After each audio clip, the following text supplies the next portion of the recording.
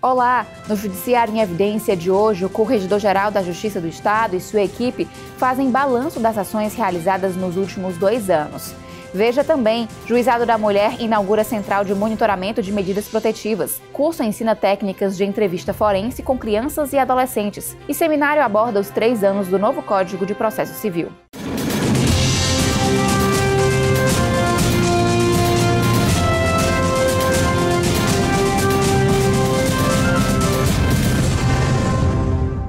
O Juizado de Violência Doméstica e Familiar contra a Mulher de Fortaleza inaugurou a Central de Monitoramento de Medidas Protetivas. A solenidade ocorreu durante a Semana da Justiça pela Paz em Casa. A central foi inaugurada em 29 de novembro, no anexo do juizado, situado na Casa da Mulher Brasileira. A equipe, composta por servidores e estagiários de Psicologia, Serviço Social e Direito, está acompanhando inicialmente o cumprimento das medidas concedidas entre os meses de agosto e outubro, que totalizam cerca de 1.400. A titular do juizado explica como ocorre o acompanhamento. Vão ligar para essas vítimas, para cada um desses processos, para saber como é que está a situação daquela medida, daquela mulher, se a medida foi cumprida, se a medida não foi cumprida, se houve um afastamento, se aquilo ali o homem realmente foi afastado, se o oficial de justiça cumpriu aquela medida, se há necessidade de um acompanhamento pelo Ronda Maria da Penha, se há necessidade daquela mulher comparecer ao juizado, porque muitas vezes ela pede uma desistência, ou se há necessidade dela ser encaminhada para o IML para fazer o exame. A Casa da Mulher Brasileira se fortalece mais ainda, né, na medida em que esse serviço é essencial para a proteção e segurança das mulheres em situação de violência.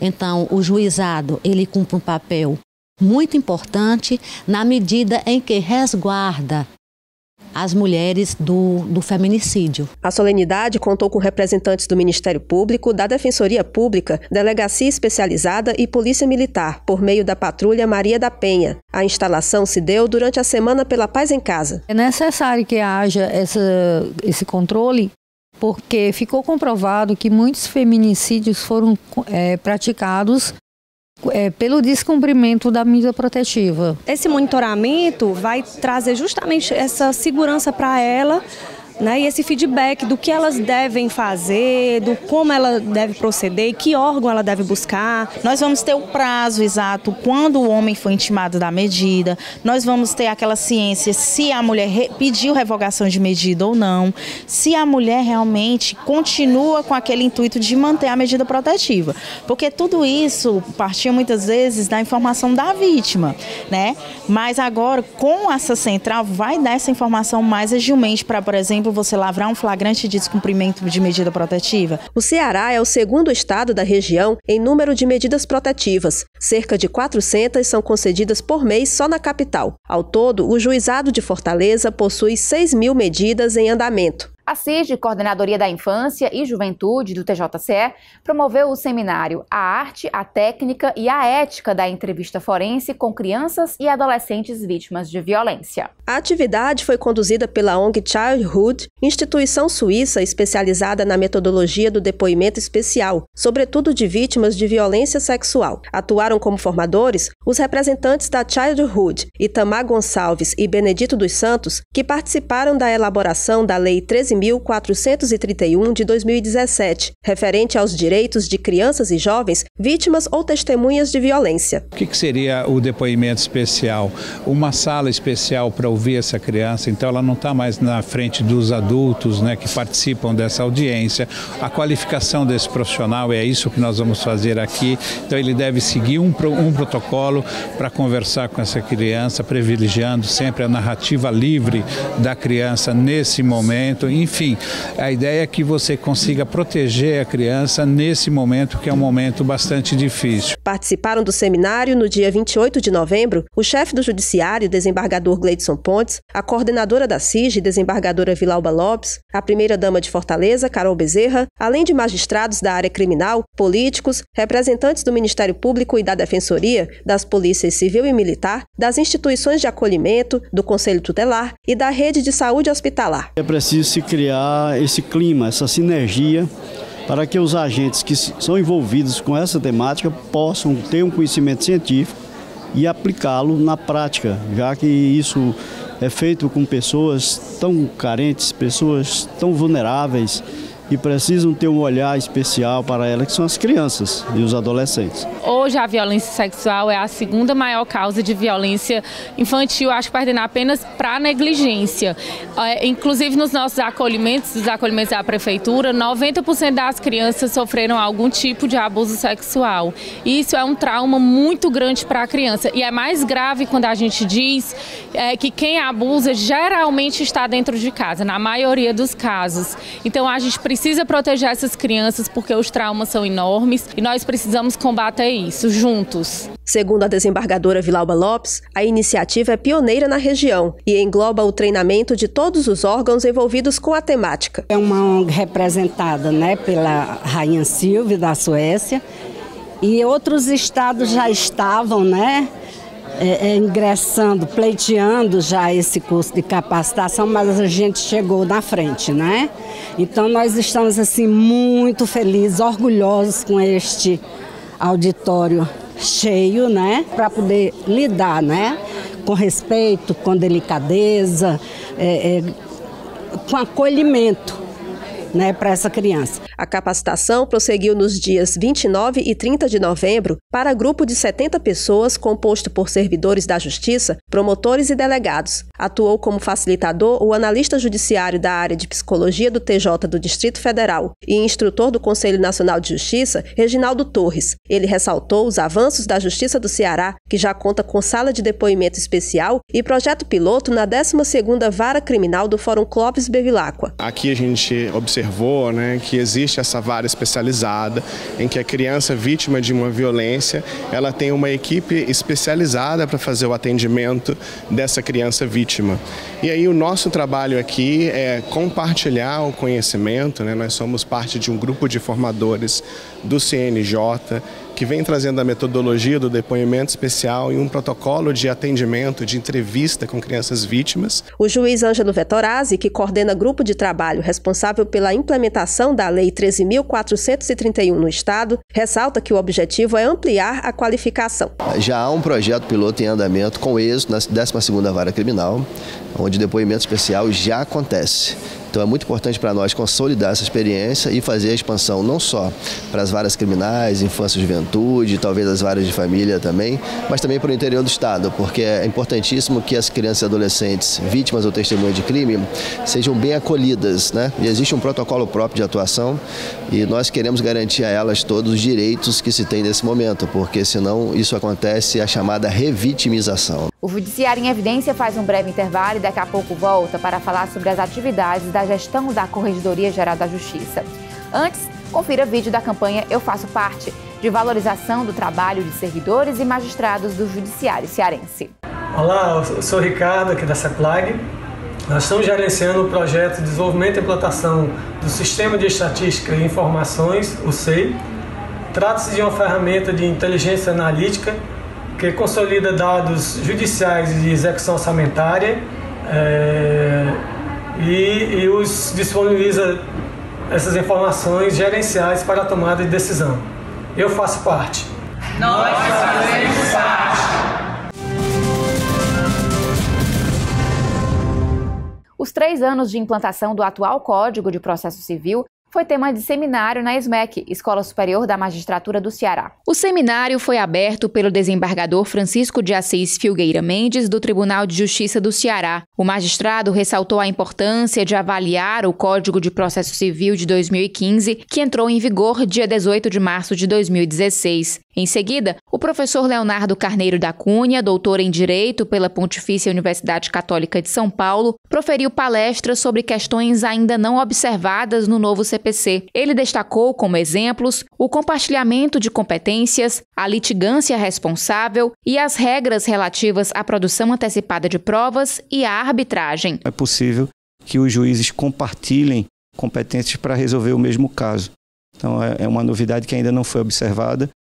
Já foi usada no caso de Mariana, em Minas Gerais, 870 ações que tramitavam em várias comarcas tiveram um julgamento conjunto. O Código trouxe uma litigância mais responsável ao tratar de forma diferenciada os honorários, ao melhorar o tratamento da gratuidade da justiça e ao exigir uma atividade mais cooperativa. O Código também interfere na arbitragem, né? Tem disposições expressas sobre a arbitragem que repercute na relação entre o juiz e o árbitro. O Código trouxe uma flexibilidade procedimental que interfere, né, no tratamento dos procedimentos especiais, permitindo que técnicas que só eram aplicadas em alguns procedimentos sejam trazidas para o procedimento comum. A apresentação foi seguida de debate com participação do professor Daniel Miranda. O juiz Emílio Viana, auxiliar da vice-presidência do TJCE, conduziu a mesa. Em seguida, o público conferiu palestras sobre incidente de assunção de competência, com o professor Vinícius Silva Lemos. O desembargador Fernando Luiz Ximenes Rocha presidiu a mesa, que contou com o Juraci Mourão Lopes Filho como debatedor. O intuito do incidente de ação de competência é formar um precedente para vincular os juízos. Então, quanto mais se utiliza e de forma corretamente, mais segurança jurídica para todos, para o próprio tribunal, para os profissionais do direito e principalmente para o jurisdicionado, que vai saber mais ou menos o posicionamento dos tribunais sobre um tema e se aquela reação cabe ou não. O seminário ocorreu nos dias 3 e 4 de dezembro no auditório da SMEC, em parceria com a Associação Norte-Nordeste de Professores de Processo. No segundo dia, a programação contou com palestras sobre negócios processuais na execução, ministrada por Pedro Henrique Nogueira. O público ainda conferiu os aspectos práticos da utilização da ata notarial, que foram apresentados pelo desembargador Paulo Ayrton Albuquerque Filho, do TJCE. Por exemplo, o escapião administrativo. A ata notarial é um dos documentos mais fortes de comprovação da posse da propriedade, que faz parte da escapião no processo administrativo em cartório. Outra questão bem interessante é que a ata notarial ela passa a valer como objeto de prova no processo de conhecimento em juízo. Obviamente que o magistrado vai validar ou não a ata notarial, mas é um meio caminho andado. A atual gestão da Corregedoria Geral da Justiça do Ceará assumiu em janeiro do ano passado e encerra as atividades no começo de 2019. Para fazer um balanço desses quase 2 anos de atuação, eu converso com o Corregedor-Geral, desembargador Francisco Darival Bezerra Primo, e os juízes auxiliares Gúcio Carvalho e Flávio Bastos. Sejam bem-vindos. Obrigado. Desembargador, quantas inspeções a Corregedoria realizou nesses 2 anos de gestão? 281 inspeções. Nós fizemos inspeções em todas as comarcas do interior do estado e repetimos as inspeções naquelas em que na primeira inspeção houve algum problema. E aqui em Fortaleza fizemos em quase todas as varas da capital. Além das inspeções oficiais, houve a realização de visitas não agendadas. Como essa atuação da Corregedoria tem contribuído para a produtividade? Nós chamamos não agendadas, podia ser não programadas, são uma invenção nossa, com o objetivo de conhecer melhor o juiz, sem ele estar adequadamente preparado, para ver as suas dificuldades na vida real dele, chegar e ver como é que ele está trabalhando, a necessidade, as carências, os problemas que o magistrado enfrenta. Então essas visitas não agendadas tiveram um êxito muito grande, porque nós constatamos nas visitas não agendadas sempre a presença do juiz nas comarcas, sempre os encontrando, trabalhando, fazendo audiência, fazendo o júri, e também com um comportamento tranquilo com relação a um bom tratamento, um tratamento cortês às partes, aos advogados e aos jurisdicionados. Doutor Flávio, que ferramentas a Corregedoria utiliza para acompanhar o desempenho dos magistrados? A Corregedoria acompanha o desempenho dos magistrados através da análise de dados estatísticos, né? Nós temos um sistema próprio chamado SGEC. O que a Corregedoria procurou fazer nesses 2 anos de gestão foi aperfeiçoar esse sistema, né? No primeiro momento, no ano passado, a Corregedoria promoveu a unificação das estatísticas, que todas as unidades tinham que encaminhar 2 estatísticas todos os meses, a estatística da Corregedoria, a estatística do CNJ. Nós unificamos, houve um ganho de tempo para as unidades, que passaram a preencher um só formulário todos os meses. E esse ano, com a expansão do SAD para todas as comarcas, vai ser possível agora, a partir de dezembro, a automatização da estatística, né? Os dados vão ser extraídos automaticamente do sistema e as unidades não vão mais precisar preencher nenhum formulário, o que representa um ganho de tempo para as unidades, e para a Corregedoria também é positivo, porque nós vamos ter dados mais realistas, né? E esses dados são importantes porque eles embasam a seleção das unidades que vão ser inspecionadas. Desembargador, quantas sindicâncias foram abertas durante a gestão E quais resultaram em PAD, processo administrativo disciplinar? Foram abertas em torno de 38 sindicâncias e cerca de 15 PADs. Se há uma tristeza para esse corregedor, a instalação desses PADs, porque, para o meu prazer, nós não teríamos instalado nenhum PAD, porque a gente sabe que um PAD traz muitas agruras, traz muito sofrimento, traz muito estresse para o magistrado que se submete a um PAD. Infelizmente, houve algumas situações em que nós tivemos que levar para o PAD e que o Tribunal Pleno, na sua eterna sabedoria, fez a devida implantação. E que tipo de situação é mais comum de ser investigada, desembargador? Não, são situações que vão desde denúncia de parcialidade, denúncia de morosidade, denúncia de desvio de conduta, de ausência das comarcas, de ausência das varas, pouca produtividade, esse tipo de denúncia que vieram à corregedoria que nós resolvemos apurar. Doutor Gúcio, também foram realizadas inspeções extrajudiciais em cartórios da capital. Qual o balanço das atividades? Essas inspeções nos cartórios, os ditos cartórios, as serventias extrajudiciais, elas são atribuição do corregedor permanente, que é o diretor do fórum de cada comarca. Nós temos cartório em todas as 184 comarcas do estado. E Fortaleza é uma comarca, a maior comarca do estado, é a capital, e tem um número de cartório bem maior. São 28. O juiz diretor do fórum nos pediu um auxílio logístico para a realização dessas inspeções, que são trabalhosas, e a corregedoria foi auxiliar o diretor do fórum na realização dessas inspeções que foram feitas na comarca de Fortaleza. Doutor Gúcio, a corregedoria atualizou o sistema que amplia o acompanhamento dos serviços cartorários. Quais os benefícios? O tribunal já utilizava um sistema que controla, que acompanha a prestação do serviço dos cartórios para o usuário. O cartório informa para o tribunal o que foi que fez, o que foi que realizou semanalmente, e nós aperfeiçoamos essa informação. Nós criamos uma sistemática diferenciada, detalhada, para que a gente possa ver, para que a gente possa acompanhar detalhadamente cada atendimento. Não só para que a corregedoria, possa implementar mudanças nos normativos e também possa corrigir eventuais distorções que aconteçam. Doutor Gúcio, que outras ações da corregedoria tiveram impacto na atividade extrajudicial? Nessa gestão foram desenvolvidos vários projetos. Por exemplo, o selo digital é um projeto, substituição daquele selo de papel que a gente conhece bem, pregado lá nas certidões. Ele é um projeto que já é antigo no tribunal e nessa gestão nós avançamos consideravelmente. Ele vai ser o coroamento, a finalização disso que a gente está conversando, desse aperfeiçoamento do sistema de informações dos cartórios no Tribunal de Justiça. Vamos para um breve intervalo e daqui a pouco voltamos a falar sobre a atuação da Corregedoria Geral da Justiça.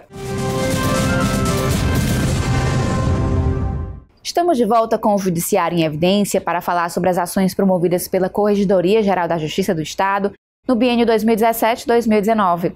Nossos entrevistados são o Corregedor-Geral, desembargador Darival Bezerra Primo, e os juízes corregedores auxiliares, Gúcio Carvalho e Flávio Bastos. Doutor Flávio, a Corregedoria também atua no controle da situação de réus presos.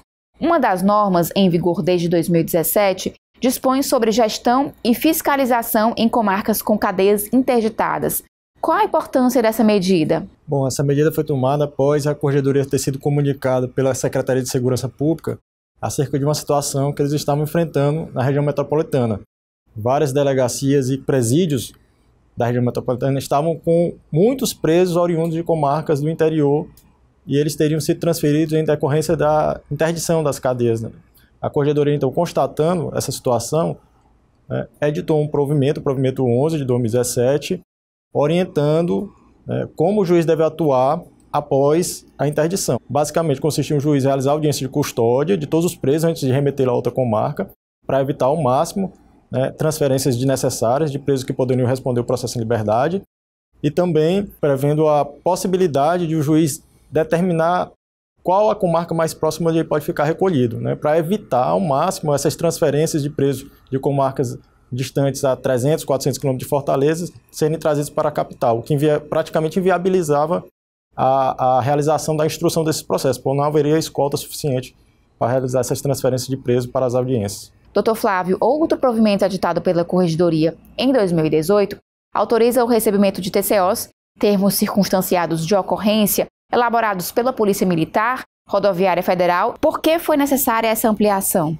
Essa é uma questão que já estava pacificada, né, no Fórum Nacional de Juizados Especiais. No FONAR, a gente entendeu que a autoridade policial, seja ela civil ou militar, poderia lavrar os TCOs. Então, alguns juízes já estavam autorizando o recebimento de TCOs pela Polícia Militar.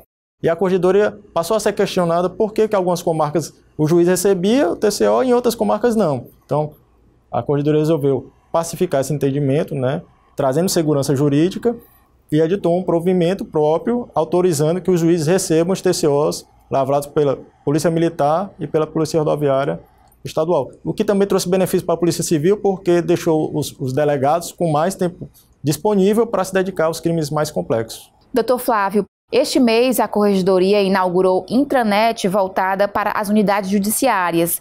Qual o objetivo e que informações estão contidas nessa página? A ideia de criar a página da intranet da Corregedoria foi de fornecer um canal de comunicação entre o órgão censor, que é a Corregedoria, e as unidades judiciárias que são fiscalizadas.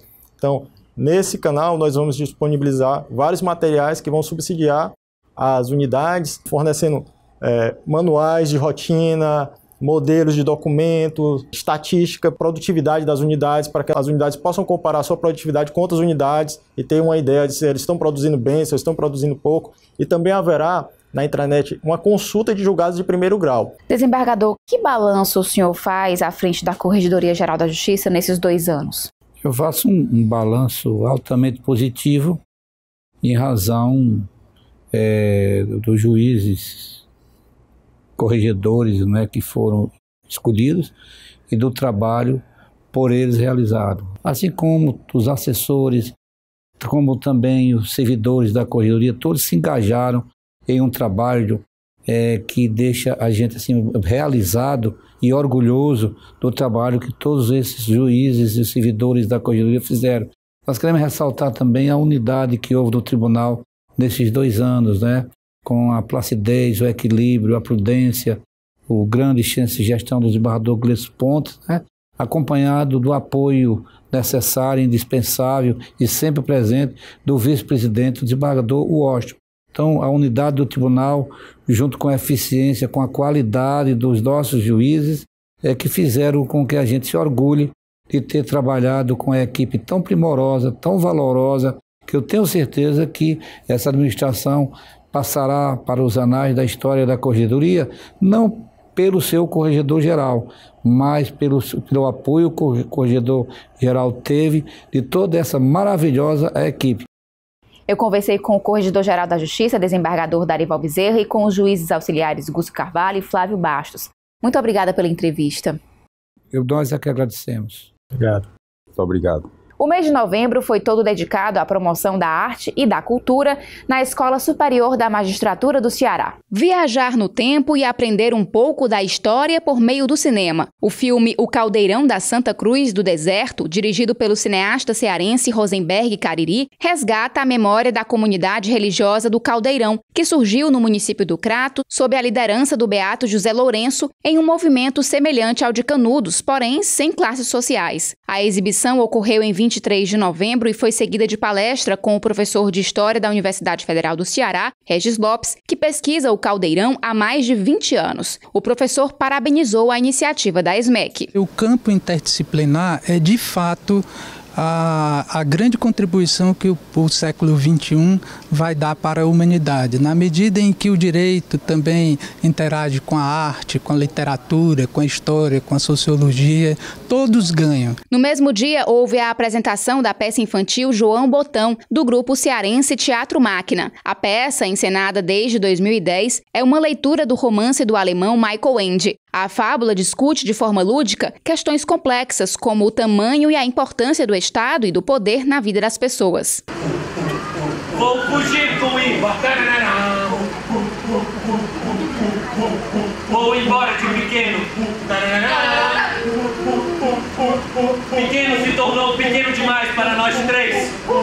As atividades fazem parte do projeto SMEC Artes, aberto à comunidade jurídica e à população. No dia 30 de novembro, o público conferiu o show do músico cearense Manassés, atualmente radicado em Brasília. A apresentação da banda incluiu músicas autorais e sucessos internacionais.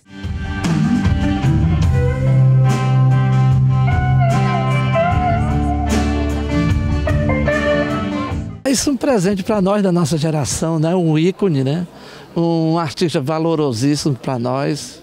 Foi uma iniciativa espetacular. Eu moro em Brasília e eu toco muito nesse tipo de ambiente. Até no Congresso Nacional eu já toquei. Então, eu acho que humaniza. A música, ela faz milagre. A música, ela é tudo de bom. O projeto SMEC Artes segue até 19 de dezembro com a exposição Na Linha de Frente, que retrata cenas de guerras recentes no Oriente Médio pelas lentes de fotógrafos brasileiros. O diretor da escola, desembargador Heráclito Vieira, fez a avaliação positiva das ações e pretende dar continuidade à iniciativa em 2019. Nós entendemos que as questões culturais e artísticas têm que ser tratadas de maneira constante. É algo que, além de humanizar o magistrado e o servidor, é algo também que torna mais leve o trabalho, que tira o profissional da rotina e insere em algo lúdico, algo prazeroso, né, algo gratificante. O Judiciário em Evidência fica por aqui. Confira outras notícias em tjce.jus.br. Acesse também nossas redes sociais. Muito obrigada pela companhia e até semana que vem.